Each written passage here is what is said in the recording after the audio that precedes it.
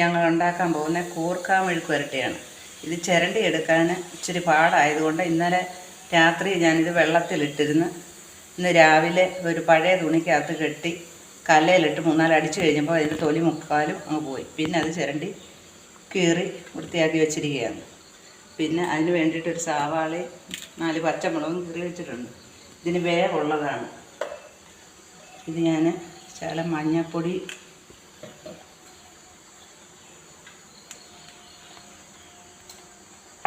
ഉപ്പും ഇത് വേവാനുള്ള വെള്ളം ഒഴിച്ച് അടപ്പയിൽ വെക്കുക.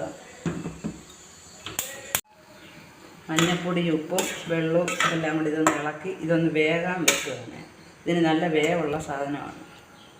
വെന്തിട്ട് കാണും.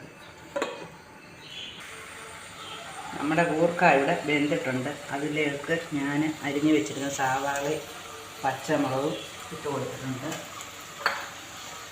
പിന്നെ നമ്മുടെ ചതച്ച് വെച്ചിരുന്ന മുളക് കുറച്ചിട്ട് കൊടുക്കും.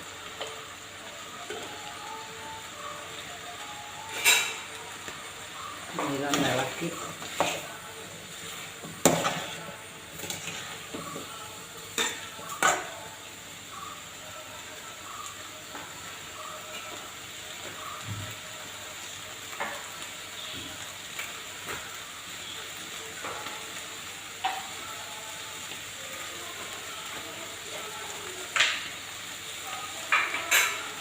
കരിയാപ്പലി വെച്ചിട്ടുണ്ട്. ഇനി ഇത് മൂക്കാനുള്ള വെളിച്ചെണ്ണയാണ് ഞാൻ ഒഴിച്ച് കൊടുക്കുന്നത്. ഇനി മൂക്കത്ത് കാട്ടും.